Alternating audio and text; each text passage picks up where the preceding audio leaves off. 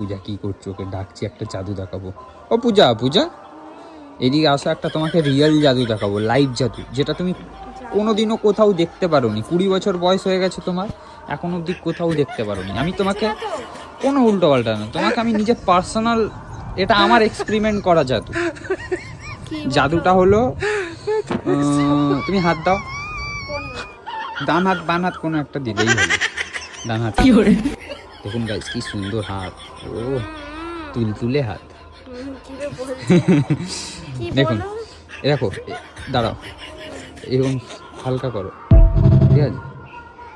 In ব্লিন ট্রেম ট্রেম ট্রেম ট্রেম চুপ করে ছু।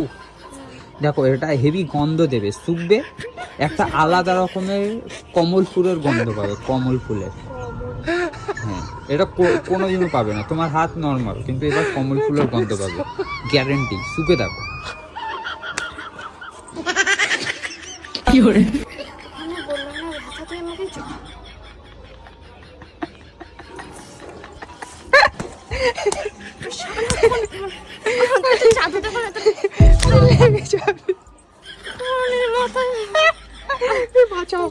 বাঁচাও গাইস,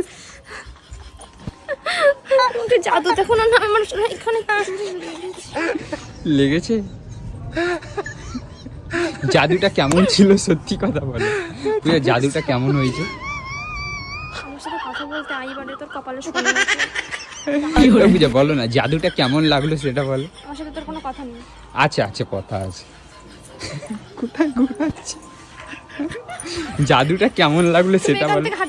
কোনোদিনও এরকম জাদু দেখেছো?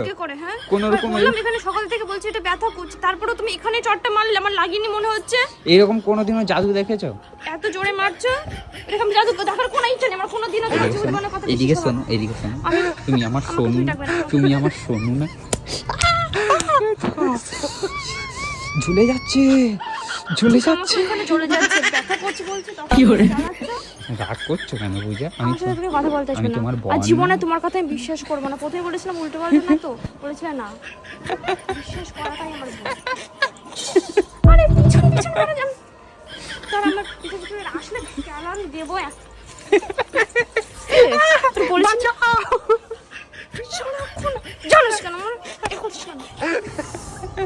লেগেছে, পাপ বাপকেও ছাড়ে না।